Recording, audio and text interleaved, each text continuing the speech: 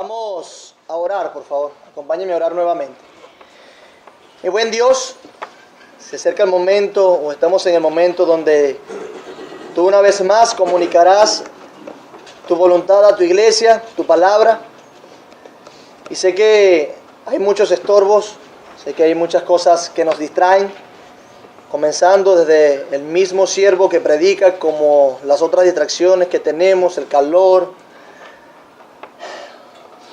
la ausencia de una voz amplificada y todas estas cosas, Señor, pero queremos rogarte que nos hagas humildes, nos llenes de gracia para que condescendamos, para que con humildad, Señora, escuchemos tu palabra, tomemos lo bueno de ella, Señor, de lo que tú has enseñado, y que si hay algo en lo cual de tu siervo comunique mal o diga algo incorrecto, podamos nosotros entonces desecharlo. Danos sabiduría, danos amor por tu palabra, para que sea quien la predique, Señor, sea bien recibida de nuestra parte. Ayúdanos, te lo rogamos. Ayúdanos a deleitarnos en tu palabra y a aplicar lo que vayamos a aprender. Dios, he aquí tu iglesia, he aquí tu palabra. Bendito seas tú por siempre, en el nombre de Jesús. Amén.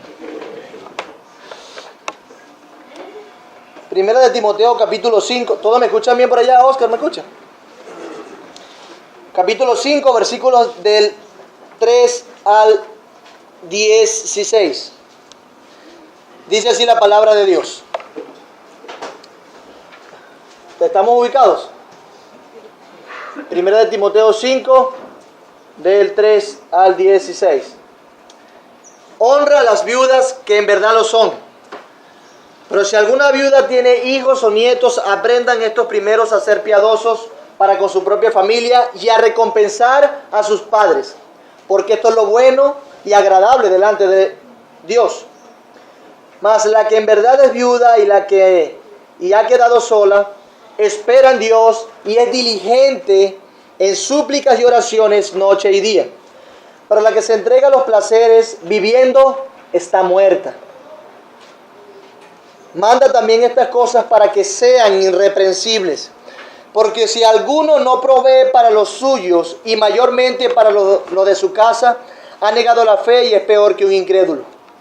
Sea puesta en la lista solo la viuda no menor de 60 años, que haya sido esposa de un solo marido, que tenga testimonio de buenas obras, si ha criado hijos, si ha practicado la hospitalidad, si ha lavado los pies de los santos, si ha socorrido a los afligidos, si ha practicado toda buena obra. Pero viudas más jóvenes no admitas, porque cuando impulsadas por sus deseos se rebelan contra Cristo, quieren casarse, incurriendo así en condenación por haber quebrantado su primera fe. Y también aprenden a ser ociosas, andando de casa en casa, y no solamente ociosas, sino también chismosas y entremetidas, hablando lo que no debieran. Quiero pues que las viudas jóvenes se casen, críen hijos, gobiernen su casa, que no den al adversario ninguna ocasión de maledicencia, porque ya algunas se han apartado en pos de Satanás. Si algún creyente o alguna creyente tiene viudas, que las mantenga, y no sea agravada la iglesia, a fin de que haya lo suficiente para las que en verdad son viudas. La semana pasada comenzamos una breve serie que se volvió una serie en el camino de 3 sermones que llamábamos la iglesia, las misericordias y la piedad. Y veíamos el primer encabezado, que era el cuidado a los necesitados y orden de responsabilidades. ¿Ok? ¿Ya se le olvidó? Para que no se le olvide, el hermano Alejandro graba las predicaciones, las sube a internet, así las puedan repasar en la semana. ¿Ok? Pero bueno, tenemos aquí entonces ese encabezado que vimos la semana pasada, los versículos 3 y 4. Pues vamos a ver una parte mucho más amplia de esta sección, porque nos toca el segundo encabezado, que es la santidad de la iglesia y o santidad y testimonio de la iglesia. Eso es lo que vamos a ver hoy. Y vamos a comenzar, o vamos a introducir ese encabezado con los versículos 5 y 6. Dice el versículo 5 y 6. Mas la que en verdad es viuda y ha quedado sola, espera en Dios y es diligente en súplicas y oraciones noche y día. Pero la que se entrega a los placeres viviendo está muerta. Una de las amonestaciones de Pablo a Timoteo es que honre a las viudas que de verdad lo son. Y nos preguntábamos la semana pasada si existían viudas de mentira. Podemos definir a una viuda como aquella dama de cualquier edad a la que se le murió su esposo. Eso es una viuda. Pero si identificar una viuda es tan fácil, la que se le murió el esposo, esa es una viuda, y ya. ¿Por qué Pablo agrega la que de verdad lo son? Nosotros lo explicamos brevemente la semana pasada, pero quisiese ahondar un poco más en eso explicando estos versículos. Había problemas particulares en Éfeso y de seguro eran problemas que tenían en común con las otras iglesias.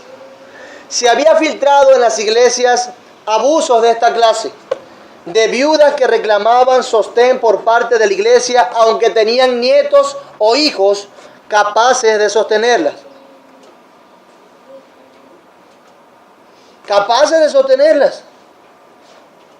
Eso implicaba la indiferencia de los familiares en sostenerla.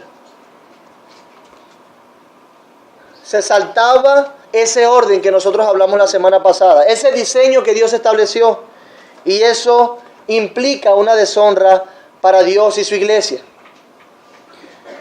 Pero entonces había viudas que de verdad lo son, eran dignas del cuidado de la iglesia. Algunas viudas eran dignas de ese cuidado y otras no. Unas la iglesia la debía cuidar y otras la debían cuidar ¿quién? Los familiares. Pero hay otro criterio que hace a las viudas de verdad. Y ese criterio es el siguiente. Supongamos que la viuda es joven, una viuda joven, y de verdad no tiene quien la cuide. Es una viuda de verdad, pero joven. Pero esa viuda joven espera en Dios, es decir, teme a Dios. Sabe que a Dios ha de venir a su socorro, de modo que es diligente en súplicas y oraciones para que Dios la ayude. Esa viuda no se ha dado los placeres de la juventud, se ha guardado santa para Dios y en vez de satisfacer sus placeres, los ha controlado por medio de la oración y la súplica constantemente. Sabe que Dios es digno de que a pesar de su estado, ella se dedique al Señor porque Dios es su socorro. Él es su pronto auxilio ante la tragedia de perder a su esposo, quien la representaba y cuidaba. Es una viuda santa y ese es el criterio, santidad. Hemos visto que una viuda de verdad es una viuda, que es una mujer que se le murió el esposo y que no tiene quien la cuide. ¿Recuerdan la semana pasada? No tiene quien la cuide. Está sola. Pero ahora se añade otro criterio, santidad. Santidad.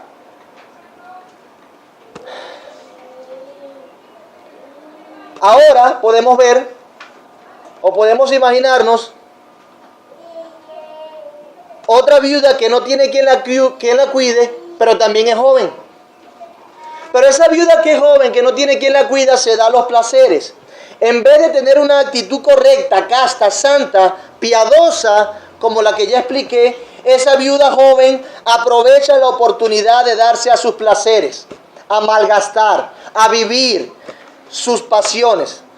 Esta viuda dice, bueno, yo soy libre para hacer lo que siempre quise hacer. Ya se me murió el esposo. Ahora tengo derecho de cumplir mis metas y hacer lo que yo quería. No hay nada que me ate ahora. Y a ese tipo de mujer, de viuda, es que Pablo dice que ella viviendo está muerta. Porque estando en la situación tan triste de viudez, pero también tan particular, no se dedica al Señor, sino que se dedica ¿a qué? A sus propios placeres. no ha preferido la mejor parte. Ha dejado ver su corazón y ha preferido la muerte en vez de la vida. Entonces en los versículos 5 y 6 tenemos dos criterios. Dos criterios para que la iglesia atienda a las viudas y a los necesitados en general. Primero, que esté desamparado, o en el caso de la viuda, tiene que estar sola. Y en segundo lugar, que espere en el Señor, que viva santamente. Que espere en el Señor y que viva santamente. Nosotros podemos ver que tenemos tres tipos de viudas hasta ahora. La que tiene familia y la atiende.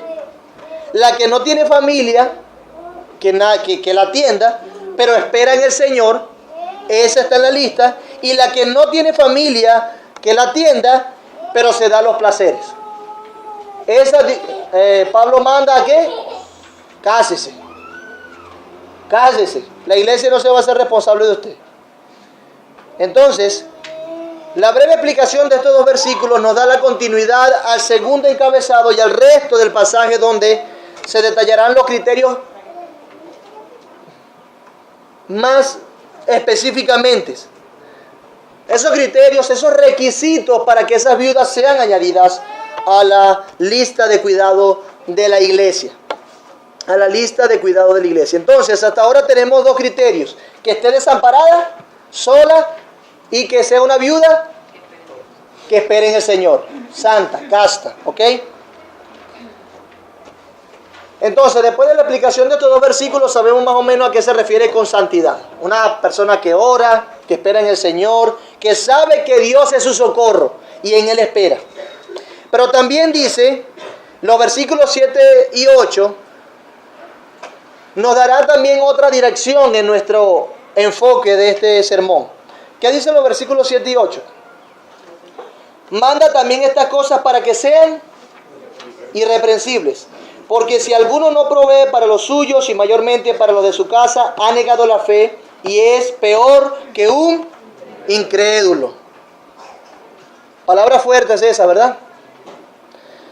Nosotros generalmente tomamos la iglesia como centro social de ayuda. O, en otras palabras, socialismo cristiano.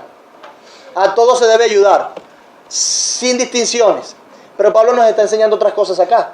Y es algo que debemos ver. Y es lo que hemos querido enseñar durante estas semanas.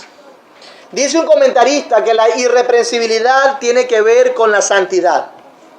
Y precisamente ese es nuestro punto. La irreprensibilidad tiene que ver con la santidad. Recordemos que nosotros estábamos viendo en qué argumentos estaba pensando Pablo al dar estas indicaciones sobre el cuidado que debe tener la iglesia con los necesitados, o en este caso específico con las viudas. Vimos que Pablo pensó en el deber de la iglesia en satisfacer las necesidades de los desamparados, porque Dios es Padre de los desamparados y Él prometió cuidarlos, especialmente a los de la fe, a aquellos con los que Dios hizo pacto. Porque en la casa de Dios debe haber ¿qué? Alimento. ¿Para quién? Para los desamparados, necesitados, en este caso particular, las viudas. La iglesia tiene ese deber. Es una responsabilidad de la iglesia, ¿ok? Pero también vimos que además de la iglesia hay otro medio que Dios usa para ese sustento a los necesitados. ¿Cuál es ese otro medio? La familia. No solo las viudas, sino cualquiera que de nosotros esté en necesidad, por orden, por diseño del Creador.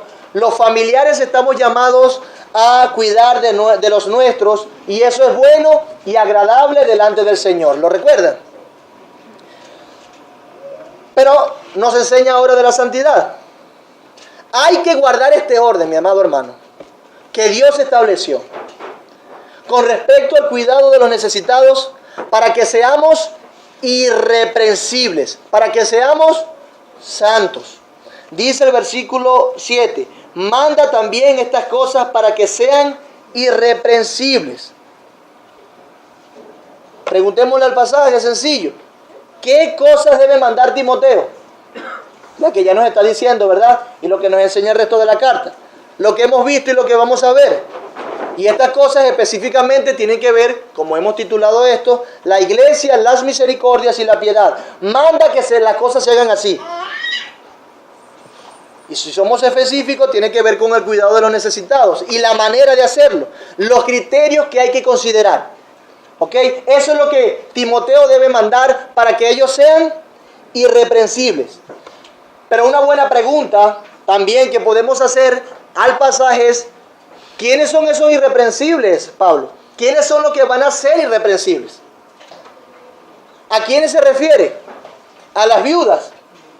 ¿A los que van a proveer? Sí, a las dos cosas. A la iglesia. Se refiere a toda la iglesia. Es el anhelo de Pablo que la iglesia sea irreprensible guardando estas cosas que él mandó. La iglesia debe ser irreprensible, promoviendo estas cosas que dice Pablo. Pero podemos resumirlo según nuestro contexto en dos grupos. Vamos a resumirlo en dos grupos para llevar un orden. En primer lugar, deben ser irreprensibles los que han de cuidar. ¿Quiénes son esos? Los benefactores.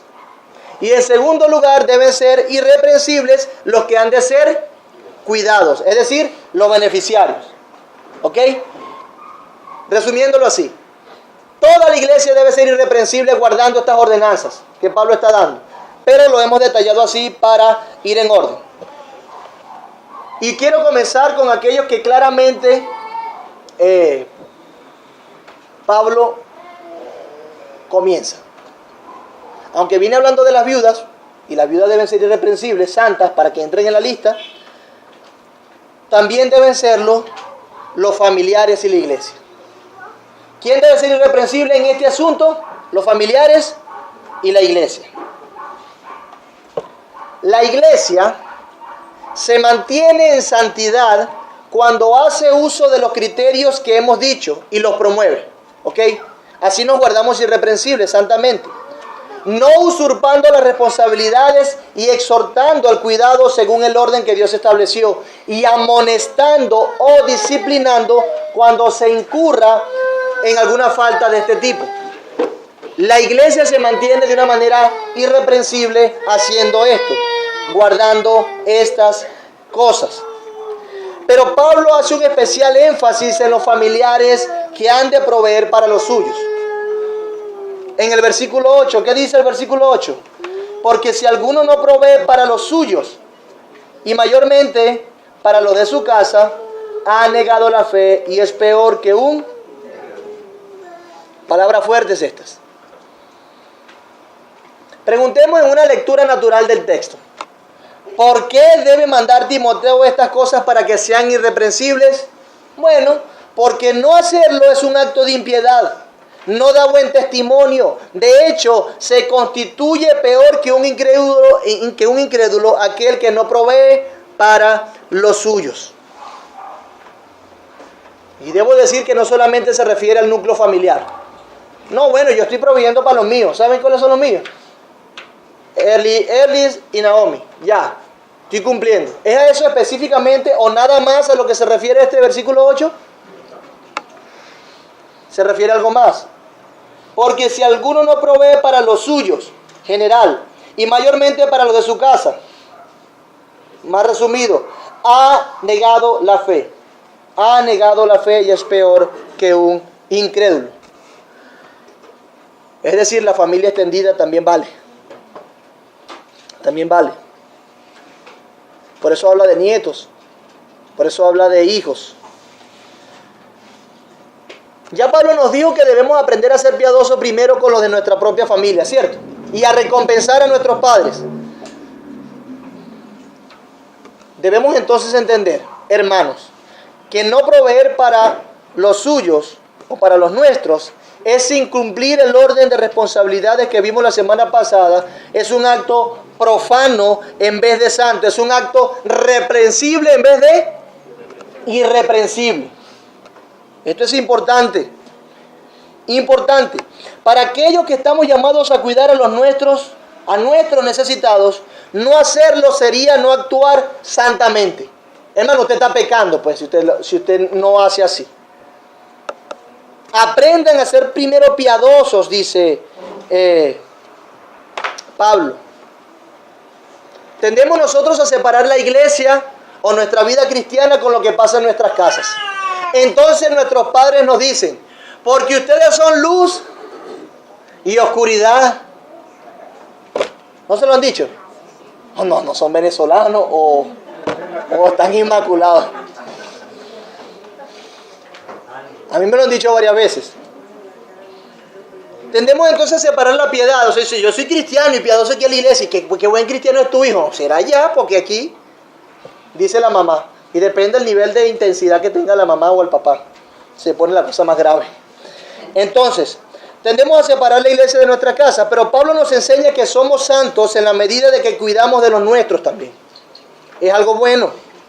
Aquí se nos enseña una correspondencia, hacer nosotros realmente corresponder nuestra vida en la iglesia con nuestra vida en la casa. Si somos cristianos en todos lados. Y primeramente, con los nuestros.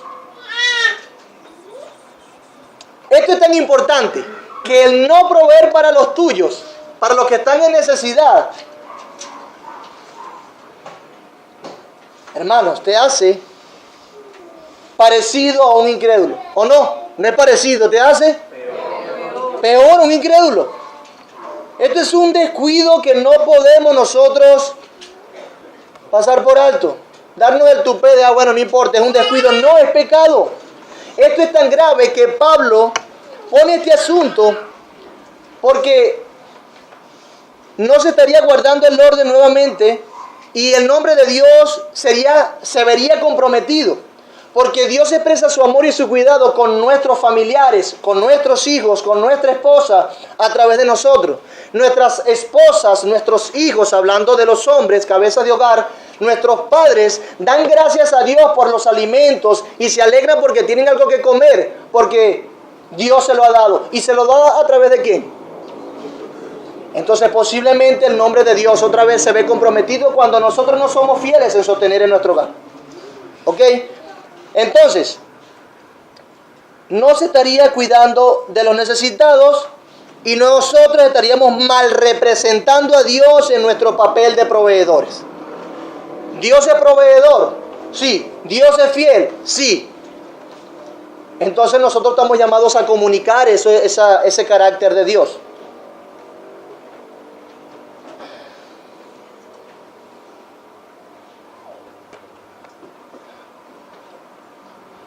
Mi esposa me preguntaba, amor, pero eso es solamente cuestión de creyentes, es solamente para los cristianos ese orden de responsabilidades que tú diste. Y cuando dije yo que hablamos de que es un orden de responsabilidades por diseño, se refiere a que naturalmente Dios le ha dado esas responsabilidades a toda la humanidad. O sea, es algo que se va a exigir a todos, pero especialmente a su iglesia. Pero es algo que tiene que ver tanto con los creyentes como con los incrédulos. Pero lo triste de este asunto es que siendo así, hay personas en el mundo que cumplen esta responsabilidad. Y usted ve personas que no son cristianas, que no son creyentes, y están cuidando de sus familiares, de sus padres, de sus abuelos, de sus tíos. Es que no tiene a nadie. Me tienes a mí, yo debo cuidarlo, es mi responsabilidad. ¿No lo han escuchado? ¿Lo han vivido? Entonces, si te das cuenta, el mundo lo hace. Porque es algo natural. Es algo que por diseño Dios ha establecido. Y el mundo lo hace. Entonces vienen los cristianos y ¿saben qué dicen? No, yo tengo muchas responsabilidades en la iglesia, no puedo atender a los míos que están necesitados. Llaman al no cristiano, mira, bueno, atiéndelo tú porque yo estoy muy full aquí. El ministerio me tiene al tope. Eso es algo con lo cual debemos tener cuidado. Hermanos, la idea de Pablo es que si algún creyente no es responsable en cuidar de los suyos, está saltando hasta el orden natural que los incrédulos respetan. Hasta el orden natural que los incrédulos respetan. Y en ese sentido es peor que un incrédulo que sí lo hace. Es como si Pablo estuviese diciendo, el que no provee para los suyos es peor que un incrédulo, porque los incrédulos sí se preocupan por eso. ¿Sí se dan cuenta de la idea? Es algo grave. O sea, tú como representante de Cristo estás dejando que otro actúe más santamente que tú, que no conoce a Dios. ¿Cómo es eso? Por eso que es grave. Ahora, si los no creyentes tienen la capacidad y hacen lo necesario para cuidarse entre sí, ¿cuánto más los creyentes a los que Dios les dio mayor entendimiento? ¿Cuánto más?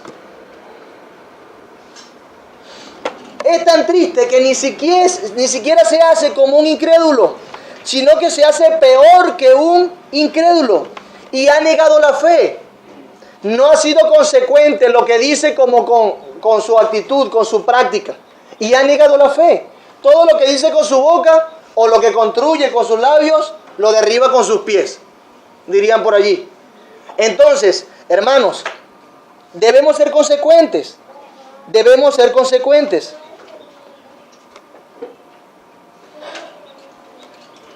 Porque los creyentes en su momento hasta han mostrado mayor moralidad que nosotros.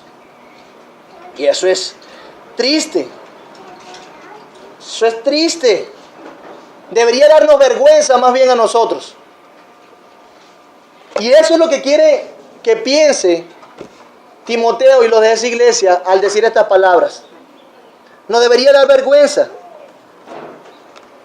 Esa actitud, ese descuido estaría opacando, oscureciendo nuestra fe en la práctica.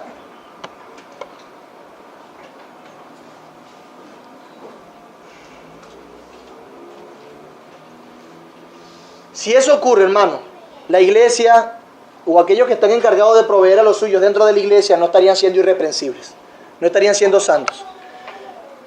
Y Dios espera que aún en el cuidado de los necesitados, la iglesia sea santa, irreprensible. ¿Ok? Y esa es la idea. Permítame hablar algo importante y espero ser breve en esto. Algunos no les gusta trabajar. Algunos les gusta trabajar pero robando, agarrando lo que no es suyo. Pero sea como sea, terminan descuidando este deber dentro de la iglesia que es tan importante. Tan importante.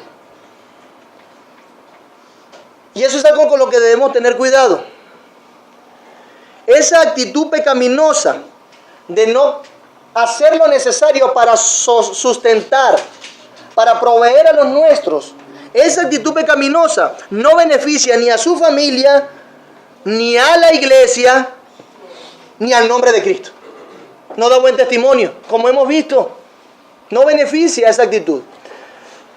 Efesios 4:28, lo leo brevemente, dice así: el que hurtaba no hurte más, sino haciendo con sus manos lo que es bueno para que tenga que compartir con el que padece necesidad. Y esta iglesia es Éfeso, a la que le escribe Pablo en esta carta. Ahora, ¿a qué iglesia le vuelve a escribir Pablo en 1 Timoteo? Éfeso. Ok, y está poniendo en orden. Podemos decir que en Éfeso había personas que lo hurtaban y no querían trabajar. ¿Cierto? Pero también había algunos que no necesariamente en Éfeso, pero sí en Tesalónica no querían trabajar por flojera. Por flojera. Y no trabajar, no hacer lo necesario y esforzarse y desgastarse para proveer para tu núcleo familiar y para el resto de tus familiares que están en necesidad. Y más, como dice Pablo expresamente en Efesios, para dar a los que padecen necesidad, es una actitud no santa.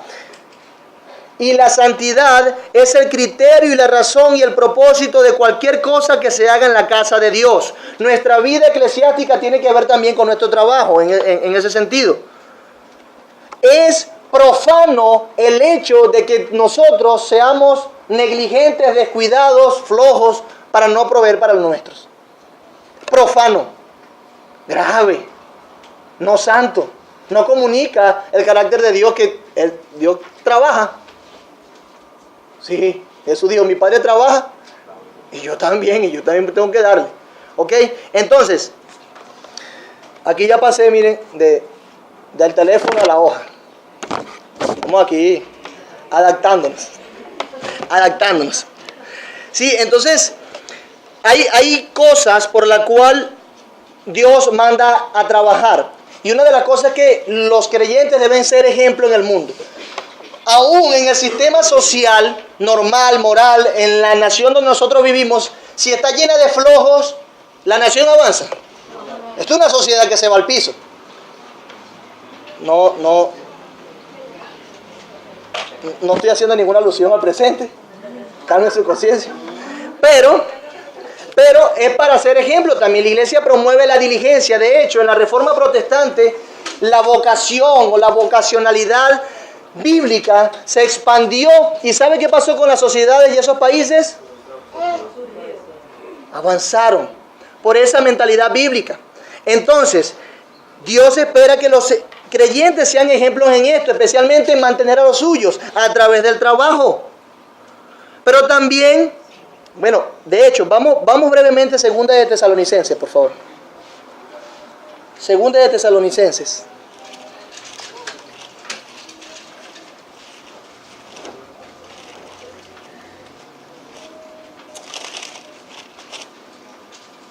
Vamos al capítulo 3. Y fíjense estas palabras. Del 6 al 15. ¿Van conmigo?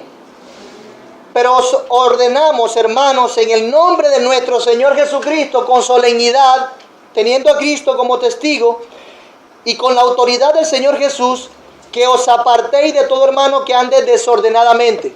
Pablo, ¿qué es un hermano que anda desordenadamente, que tiene el cuarto desordenado? Que no tiene las cosas en su lugar.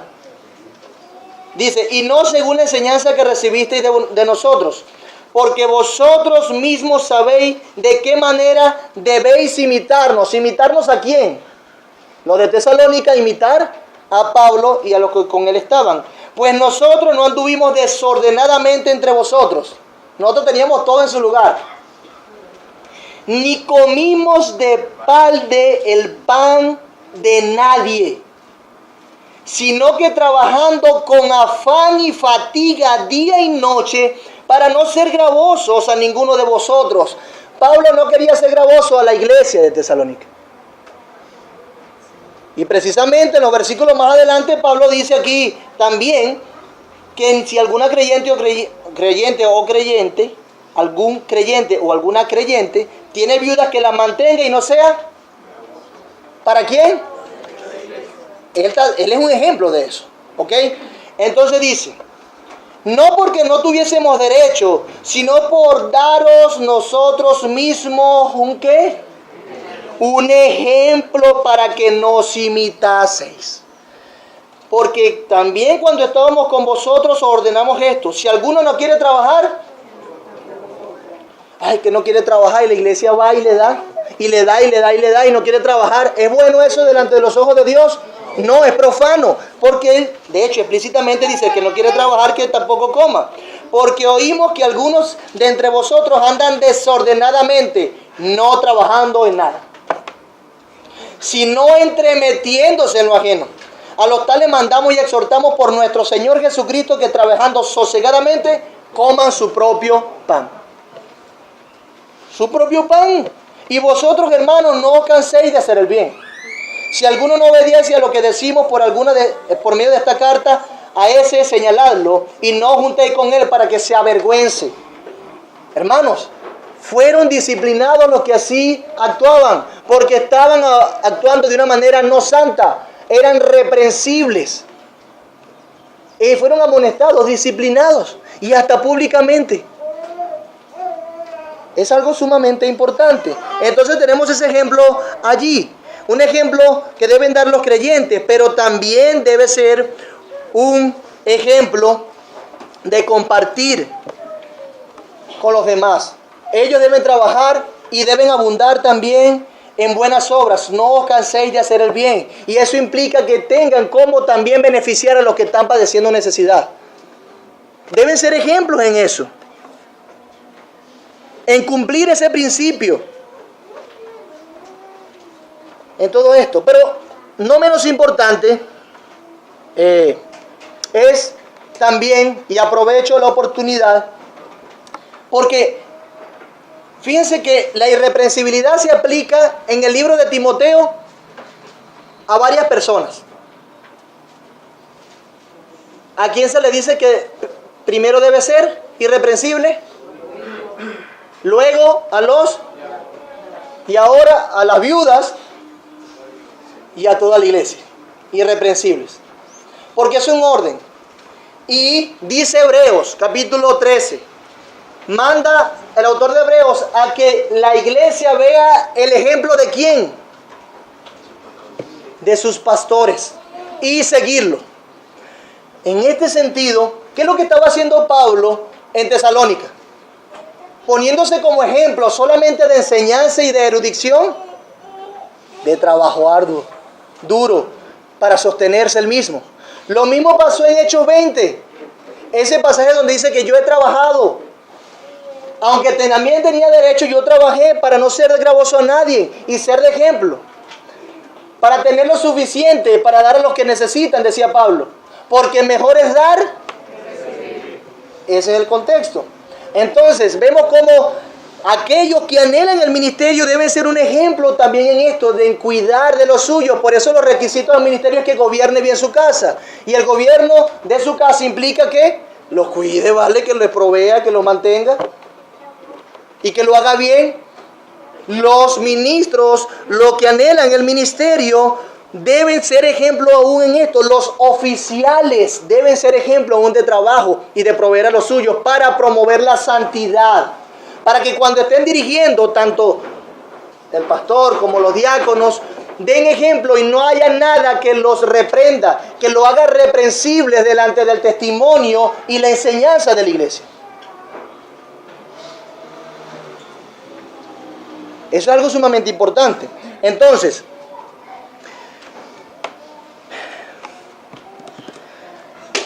alcanzar la irreprensibilidad también debe ser un móvil, debe ser una motivación para cuidar de nuestros necesitados. Oh Señor, yo quiero ser santo como tú eres santo. Yo no quiero que tu nombre sea blasfemado delante de los gentiles por mí. Yo quiero que mi testimonio te honre y que otros vengan a Cristo por mis palabras y por mi vida. Debes pensar entonces también, estoy cuidando bien a los míos. Estoy trabajando lo suficiente para cuidarlos. ¿Quieres ser así? ¿Quieres ser irreprensible? Bueno, Pablo nos propone este camino también. Ser piadosos primero con nuestra propia familia. Y con nuestros padres y con nuestros abuelos. Hay que estar pendiente de la necesidad de ellos. No, porque sabe que yo tengo que ser evangélico, pero ese no viene nunca, no se acuerda de mí. El que está aquí es este, que aunque bueno, se borracha todos los fines de semana, pero se toma una cerveza y me trae un kilito de caraota. Se toma una cerveza y me trae... ¿Se imagina eso? No, pero es que yo estoy orando por ti, abuela, eso es suficiente. O mamá. Cuidado con eso. Debemos tener cuidado con eso. Ok, entonces esto se aplica nada más a los varones. No, damas también. Damas que trabajan y que tienen la capacidad de producir, también deben cuidar de los suyos.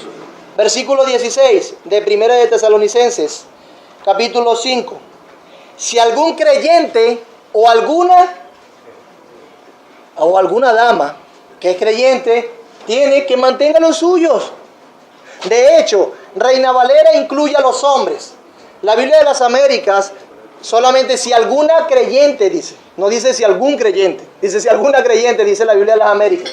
Si alguna dama debe cuidar de los suyos. Tiene que ver con los caballeros y con las damas. Ahora, tampoco se espera dentro de nosotros ningún corbán. ¿Recuerden ustedes qué es el corbán? No. El que da ofrenda. Ese es que se comprometía a dar ofrenda. No quería nada para su padre. De hecho, Fidel, específicamente cuando hablamos de corbán, era una tradición judía. Inventada por ellos. Inventada por ellas, no bíblica, no escritural, que decía que cualquier cualquier judío podía dedicar cualquier cosa a Dios y debía cumplirlo. Y Cristo amonestó en una vez por eso. Porque los fariseos, con la excusa del corbán, dejaban de cuidar de sus necesitados y de honrar a sus padres. ¿Qué les parece? No, pero es que esto ya yo lo dediqué al Señor, no puedo ayudar a mi papá, a mi mamá, a mi abuelo con eso, ya yo lo dediqué al Señor. Era lo que decían los fariseos, pero era una tradición fariseica, judía, no era algo escritural. Y Jesús amonesta, ustedes por corbán descuidan a los suyos y eso deshonra a Dios. Hipócritas.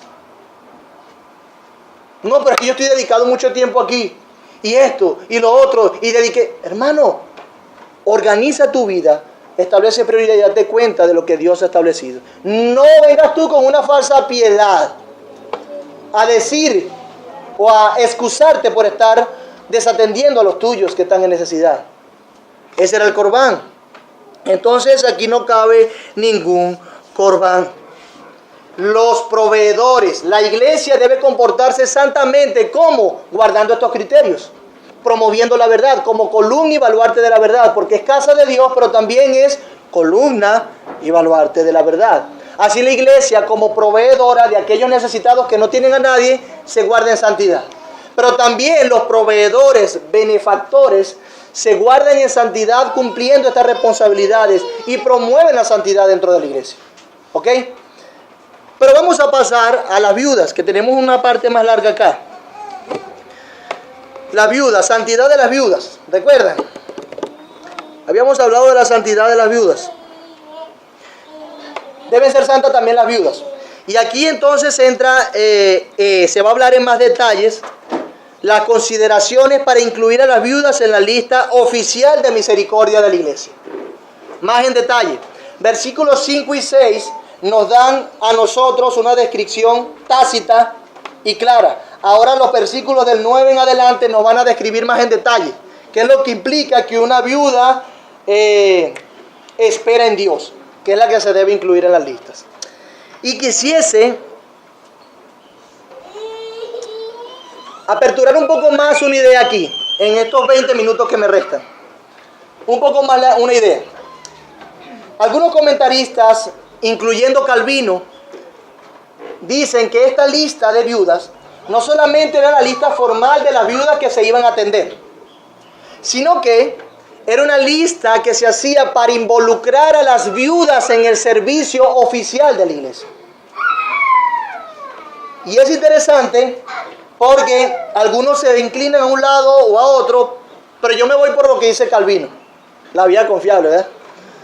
Por lo que dice Calvino, que tiene que ver con las dos cosas. Las viudas iban a ser incluidas, habían algunos requisitos para ser incluidas en la lista de misericordia y también de servicio oficial a la iglesia. Y siendo así, el resto del pasaje cobra sentido, mucho sentido. No era cualquier viuda. A las cualidades de las viudas que debían ayudar se incluye la cualidad de la santidad. Debe ser una viuda santa, casta, irreprensible. Eso es lo que debía ser. Una viuda impía o desordenada de vida no debía ser admitida. Ni para que se le ayudase, ni se le manteniese como iglesia, ni para que estuviese en un servicio formal de la iglesia. Importante. Entonces, versículo 9. Vayan conmigo, por favor. Sea puesta en la lista solo la viuda no menor de 60 años que haya sido esposa de un solo marido. Y aquí ya comienza la pregunta, ¿y cómo es eso? Y algunas se preguntarán, yo no tengo los 60 todavía, ¿será que me toca? Bueno, en este sentido, se quiere comunicar es que esa viuda tenga la edad suficiente para que públicamente no deshonre al Señor. Que tenga la edad suficiente para que públicamente no deshonre al Señor. ¿Cómo? Bueno, dando alimento, huyéndose detrás de sus pasiones, terminando en satisfacer sus pasiones desordenadas, siendo chismosas, ociosas y, como también dice, entremetidas. Salía en lo que no le parece. Una viuda de mayor de 60 años, en principio general, a luz de este contexto, está más recatada, una señora ya que tiene un poquito más de experiencia, ha vivido un poco más y que a sus placeres no le va a estar, ni fuerza tiene para darle rienda suelta a sus placeres. En ese sentido, entonces, siendo así, que tenga la edad suficiente para que públicamente la posibilidad de deshonrar al Señor sea menos. También implica que sus fuerzas no le den para trabajar o para sustentarse o para mantener un hogar si se vuelve a casar. Pero tiene que ver también con el hecho del servicio que estas mujeres iban a hacer dentro de la iglesia. Se ha puesto en la lista solo la vida no menor de 60 años. La verdad es que Pablo más adelante nos enseña que las viudas más jóvenes eran más tentadas a descarriarse, a irse en pos de sus deseos y pasiones. Y él quiere hacer todo lo posible para que la santidad de la iglesia sea algo que se logre. Y él da estos consejos particulares. Es principios de sabiduría lo que está dando Pablo acá. Por eso dice menor, no menor de 60 años. Pero también dice que ella ha sido esposa de un solo marido. Quiere decir, chicos, que ustedes conocen la canción de la viuda millonaria, que se casaba cada rato, ¿verdad? Bueno, quiere decir que esa viuda enviudó a los 30 años, que ya a los 30 ya tenían como 10 años de casada, si no más, las mujeres en aquel contexto.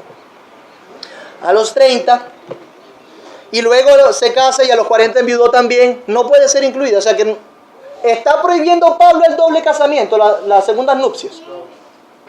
No, eso no es lo que está haciendo. No es lo que está haciendo. Creo que lo que quiere comunicar Pablo a través de esto es que sea una mujer de buen testimonio de su matrimonio pasado. Que sea una mujer de buen testimonio de su matrimonio pasado. Que ella ha sido fiel a su esposo mientras él vivía. Fiel a su esposo mientras vivía. ¿Era una mujer así? No. Inclúyala. Esa es la idea que comunica. Por eso dice que sea marido de mujer de un solo marido. Entonces, los requisitos son menor de 60 años y que haya sido fiel a su esposo mientras él vivía. Pero también dice el 10, que tenga testimonio de buenas obras, si ha criado hijos, si ha practicado la hospitalidad, si ha lavado los pies de los santos, si ha socorrido a los afligidos, si ha practicado toda buena obra. ¿Qué mujer es la que hace eso? Bueno, una mujer que espera en el Señor.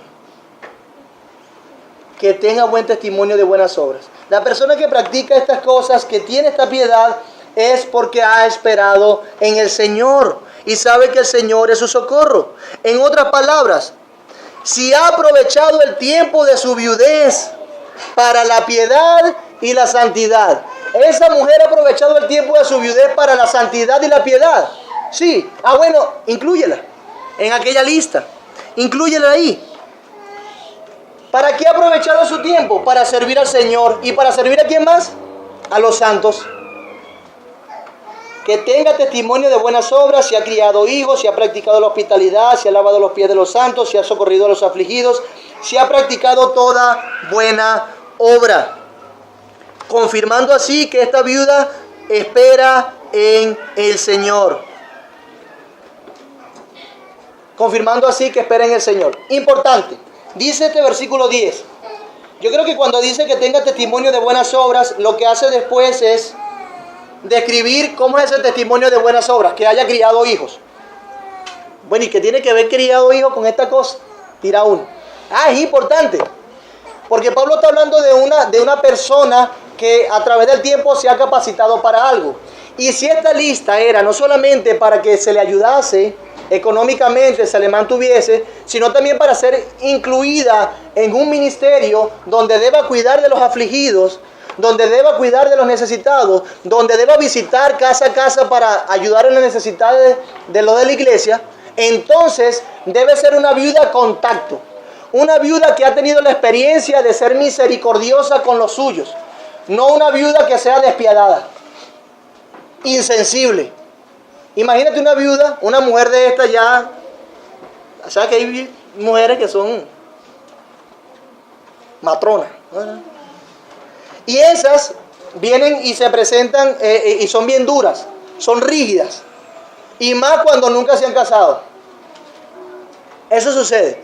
Entonces creo que la idea que comunica Pablo es que si esta mujer ha criado hijos, sabe lo importante, lo tierno y lo susceptible que uno debe ser ante las necesidades y las precariedades de las otras personas. El criar hijos le dio un tacto, un discernimiento, una mansedumbre que otra persona que no ha criado hijos no tiene. Y si va a cumplir este ministerio y si va a ser piadosa, debe tener eso. Por eso dice que haya criado hijos, que se haya preparado de esa manera. Y vuelve y dice, si ha practicado la hospitalidad, si cuida de verdad a aquellos que son extranjeros, aquellos que no tienen dónde dormir. Si ha lavado los pies de los santos, es decir, que se ha puesto a un servicio intencional de la iglesia. Si ha socorrido a los afligidos. Cuando uno tiene hijos, uno viene, se cae y uno tiernamente lo agarra y habla con ellos y le da besitos y sana, ¿verdad? Y un heladito, ¿verdad? Y estás bien. Échale cremita y cosas. Ok. Uno crea, Dios crea en nosotros ese amor, ese tacto. Ahora imagínate a alguien que está socorriendo a un afligido, que no ha tenido esa experiencia y es... Pero, ay chico, no pasa nada, quédate quieto. Eso es tu problema es pequeño, no pasa nada. Párate de ahí. Oye, pero tú sí eres dramático, tienes que estar molestando a la iglesia para esto. O sea, una persona que no... Pero esta viuda ha socorrido a los afligidos de una buena manera. De una buena manera. Es decir, ha practicado toda buena obra. Y esa es la que debe ser incluida en esta lista. No solamente para que se sostenga, sino que también para que trabaje formalmente dentro de la iglesia. Algunos le ponen más pintas y colores a esto, pero por el tiempo yo no quiero ponérselo. Pero algo importante que destacar aquí es que fíjense cómo la iglesia, mi amado hermano, es justa en retribuir a quien se debe y a quien lo merece. La iglesia ha de ser justa en retribuir, en recompensar a quien se debe y a quien lo merece. La iglesia, a través de su misericordia, no debe ser impía, promoviendo la maldad, la pereza, la ociosidad, el chisme, en lo entremetido que sean las personas que tengan necesidad. No, debe ser santo, debe ser poner su esperanza realmente en el Señor. Esto no es una entrega de, bueno, llegase a las 3 que es la repartición. No, debe haber un estudio adecuado de quién vamos a ayudar por la gloria de Dios, por la santidad de su nombre. Por eso es que dice, habían viudas que se habían dado los placeres. ¿Y saben cuál era la viuda que se habían dado los placeres? Las jóvenes. Pero viudas más jóvenes no admitas, porque cuando impulsadas por sus deseos, se rebelan contra Cristo, quieren casarse, incurriendo así en condenación por haber quebrantado su primera fe. Cuando dice condenación aquí, no se habla de una condenación externa específicamente, aunque puede ser en el tiempo si continúa en su impiedad. Cuando dice que estas viudas jóvenes son impulsadas por sus deseos, se rebelan contra Cristo y quieren casarse, no es que está prohibiendo otra vez casarse de nuevo. No lo está prohibiendo. La idea recae en el 12, incurriendo así en condenación por haber quebrantado su primera fe. Parece que había un compromiso que hacían las viudas luego de enviudar. Ya enviudé, ya puedo dedicarme completamente al Señor. Es que, mi amado hermano, ¿acaso si usted le da más oportunidad de comer bien, de andar bien y de servir al Señor todo el día, toda la noche, no lo haría? Ese es un anhelo del cristiano, servir, comprometerse en la obra, porque esa es nuestra vida. Pertenecemos al reino de Dios y anhelamos, somos miembros del templo de Dios, de la casa de Dios, y queremos servir a Dios. Entonces estas damas, luego de enviudar, se comprometían: yo voy a servir al Señor, voy a dedicarme ahora. Y cuando se ponían creativas, ¿qué hacían? eran infieles a ese compromiso que habían hecho.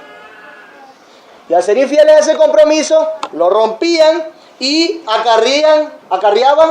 incurrían en condenación, no porque se habían ido de la fe, sino porque habían faltado a su compromiso, a su promesa de servir al Señor luego de su viudez. Entonces, ¿qué es lo que hacían estas damas? Bueno, mira lo que hacían. Aprendían a ser ociosas, andando de casa en casa, y no solamente ociosas, sino también chismosas y entremetidas hablando lo que no deberían. Me comprometo, hermano Timoteo, dice la viuda, a servir al Señor, porque mi esposo murió. Yo enviudé. Perfecto. Bueno, hermana, vas a visitar estas casas durante el día y vas a llevarle, nos traes el reporte y vas a orar por ellos. Ese era el oficio, le incluyeron en la lista, supongamos. Entonces la muchacha andaba de casa en casa. ¿Y sabe lo que hacía? Era chismeando de lo que pasaba en la casa. Se entremetían en lo que no debían. No solamente eso, sino que eran ociosas, no querían hacer mucho ya. Incumplían entonces su compromiso de servir al Señor, como viudas. Y se constituían de esta manera. Y tenían actitudes profanas en vez de actitudes santas. ¿Y qué dice Pablo? A esas no le incluyas en la lista, ni para sostenerlas como retribución también de su trabajo, ni para que sean incluidas en el trabajo oficial de la iglesia de misericordia. No las admitan. Entonces, Pablo, ¿qué hacemos con esas viudas? Dinos. Ok, yo te voy a decir, versículo 14. Quiero pues que las viudas jóvenes se casen. Escuchen bien, aquellas jóvenes si enviudan, cásese. ¿Qué más? Críen hijos. Gobiernen su casa. Que no den al adversario ninguna ocasión de maledicencia. Porque ya algunas se han apartado en pos de Satanás. Hermanos, el mandato para las viudas jóvenes, para evitar que sus tentaciones, sus pasiones las lleven a incurrir en pecado, es que cásense entonces. Por eso es que decimos que Él no está prohibiendo las segundas nupcias. Al contrario, manda a casarse para guardar la santidad de la iglesia. Ya saben que estas mujeres, al estar casadas, se deben a un hombre que le va a proveer y que la va a dirigir. Se deben a una autoridad. No van a estar flojas, porque si crían hijos, tienen que guardar y estar pendientes de sus hijos. Y eso es algo que honra a Dios. Ese diseño, ese sistema, esa familia es algo que honra a Dios dentro de su iglesia. Y que su iglesia lo promueva es algo bueno, santo. Es un criterio que debemos considerar. Pablo le está diciendo, cásense para que sean santas y irreprensibles. De esa manera lo serán. Criando hijos. Gobernando su casa. Es decir, que no sean ociosas. Es decir, que anden de estar chismeando, que se ocupen en algo para que estén tranquilas. Todos sabemos, mis amados hermanos, que el ocio es la puerta al infierno.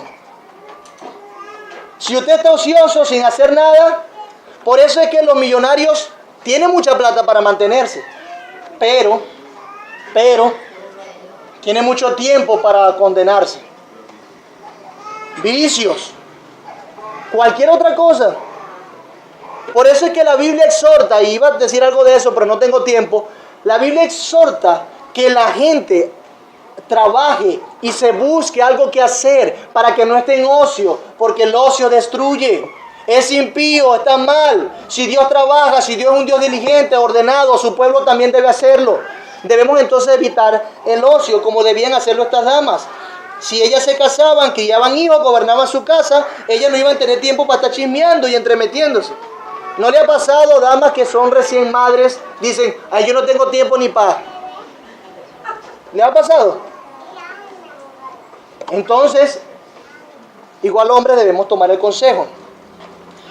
Y aquí entra lo del testimonio. No deben dar a adversario ninguna ocasión de maledicencia. Santidad y testimonio, ¿recuerdan? De una manera breve, porque ya la santidad tiene mucho que ver con eso. El punto es que la iglesia también debe ser un reflejo del carácter de Dios, lo que Dios es, de lo que Cristo es. Y si nosotros como iglesia no estamos guardando estos criterios de orden de responsabilidades, de cuidado de las viudas, de la santidad, de aquellos que proveen como aquellos que van a ser beneficiados, entonces estamos dando ocasión de maledicencia. ¿A quién? A nosotros y a Dios. Estamos dando ocasión para que el diablo entre y haga estragos con nosotros. De hecho, ya había pasado en la iglesia. Ya algunas se habían apartado en pos de Satanás. Se habían ido. Es algo grave. Debemos estar pendientes de eso. Debemos estar muy, muy pendientes de eso, mis amados hermanos. Debemos dar testimonio. De hecho, veíamos el ejemplo en Tesalonicenses también. Esa buena imagen que debe proyectar la iglesia a la sociedad. La Biblia enseña que nosotros somos sal. Nosotros vamos a purificar la sociedad. Vamos a alumbrar en la oscuridad. ¿Y cómo lo hacemos si incurrimos en la misma falta que ellos? ¿Cómo lo hacemos? Debemos estar pendientes de eso, mi amado hermano. Cuidarnos. Vean cómo en la práctica se refleja nuestra santidad. Se refleja nuestra santidad.